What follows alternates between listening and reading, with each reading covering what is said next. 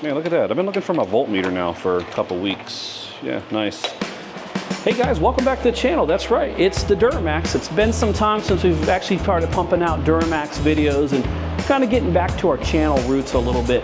I've got to do some much needed maintenance on this sucker here. I called the dealership, they gave me a quote, and yeah, it's like a laughable situation here. So I don't want to spend $800+ to swap out some batteries. I've been having some hard start issues, slow start issues, and well, it's actually dead now. Like, I mean, you hop in, it threw a bunch of codes, and it's dead.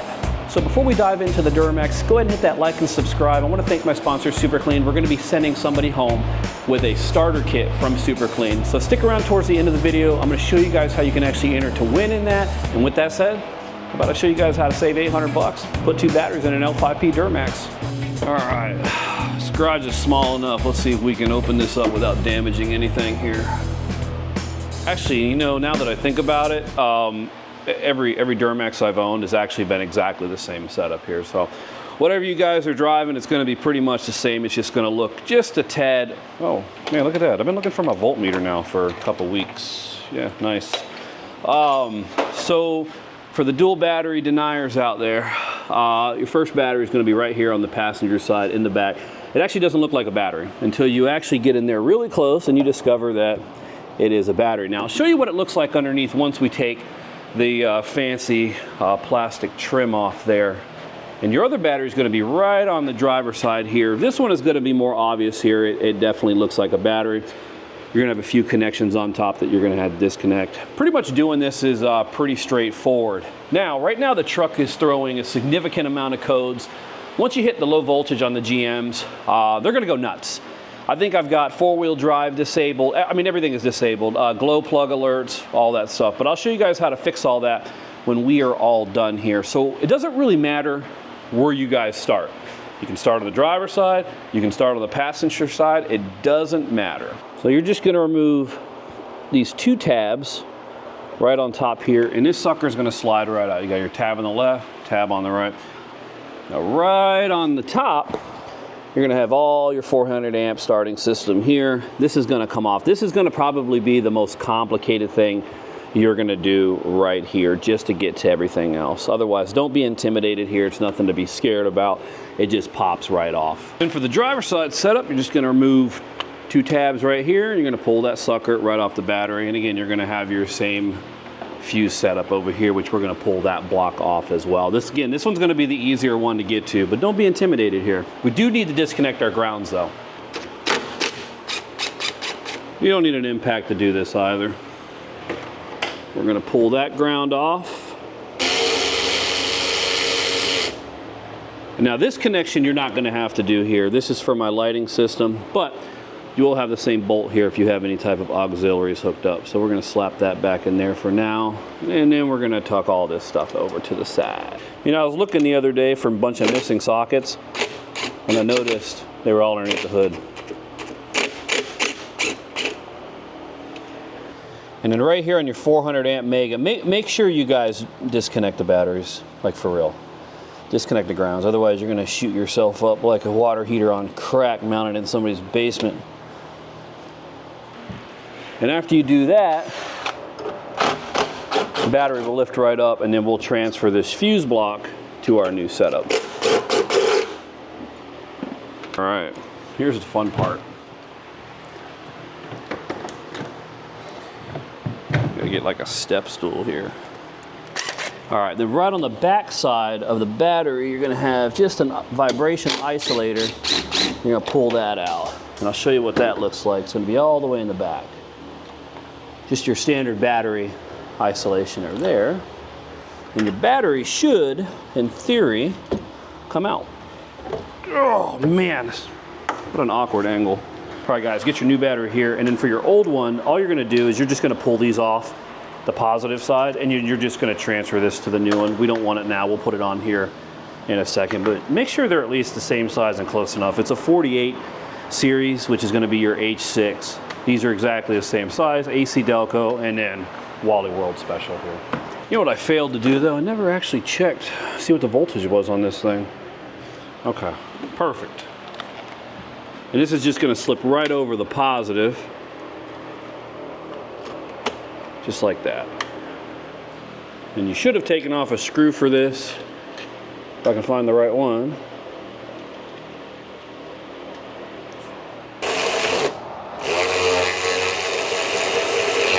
Now, even though this is not an AC Delco battery and it's the Walmart special, you can see that our fuse terminal block, or box, or whatever they want to call your 400 amp box here, actually clips right onto this Walmart battery here. So guys, you don't need to get screwed over at the dealership buying any type of fancy AC Delco stuff. There's two battery manufacturers out there, and yeah, I can tell you GM is not making their own batteries. I guarantee you they're probably using the cheapest thing they can. It's just going to be that one bolt. It's going to lock in, that's going to clip in, and then your positive terminal is going to go right to this here. So there's nothing to touch here. So this is technically not, it's hot, but it's not hot. I'm going to wait to hook up the ground and tighten all this up until we jump over to the other side and do that one. That one's going to be a little more difficult, but then what I'll do is I'll show you guys how to hook all this up, and then we're going to test start it, and then we're going to clear some codes. Corner's a little dark, so got ourselves a hood light here. So guys, here comes the difficult one. Man, I think my light's going out. My LED light, that sucks. That's gonna come off there. That's gonna get loosened up on the positive terminal there. And then you're gonna release this BCM plug. That's gonna come off, and then your negative back here. But what we're gonna do is, you can see your crossbar here.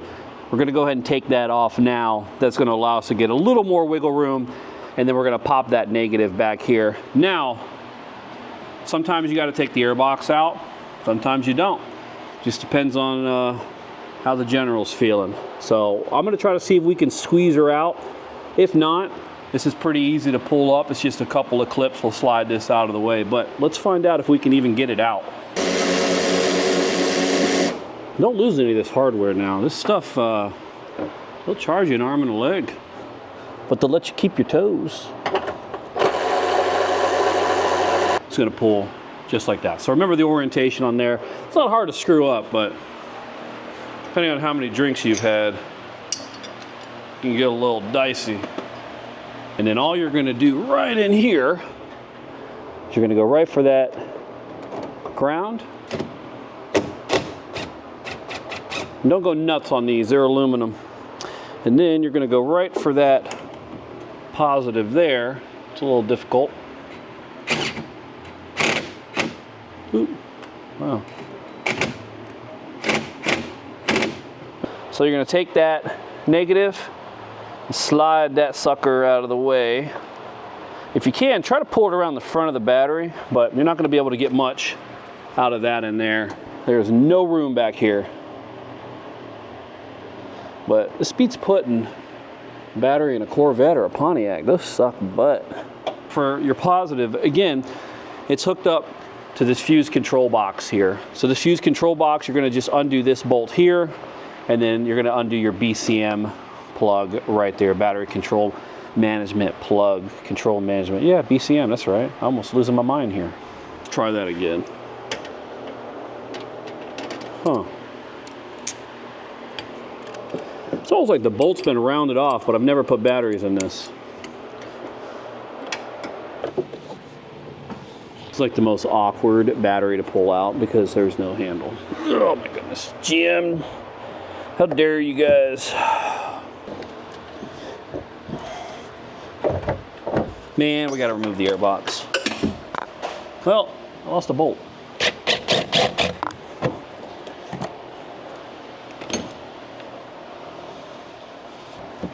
And if you're gonna do this, you might as well just replace the air filter. I don't have any with me, so I am not going to be replacing it.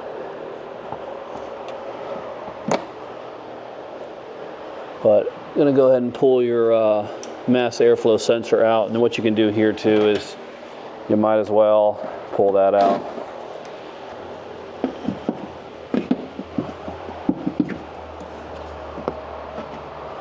Just pull on this little rubber piece and your box will come out pretty easy. Working on this thing is actually not that bad. It looks intimidating, but once you get past all the turbo intercooler lines, it's not that bad. Let's see what this looks like. Oh boy, yeah, that needs to be replaced. So, I think we need a tune-up video. Come on. There we go. Oh, God. It's like throw out your lower back there. Do the orientation right on this too, because you're not going to want to pull this out again. All right, and that'll hold that in. So, and here's what I'm talking about with this being tricky. This lip back here for the battery needs to slip in first. Otherwise, you're never going to get the vibration isolator in. And there's no way to get that thing in unless you go backwards and then curve it forward.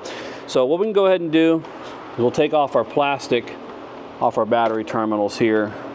And we're not going to hook in our bracket yet, but we're going to cut our zip tie. We're going to plug that one in. And we can put this sucker back on.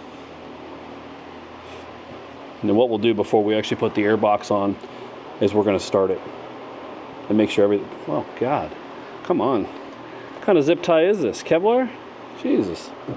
Like the Hulk tie here. Yeah, ain't no match for some shears right there. 10 snips. All right, take that out. Don't leave that in there. That's junky.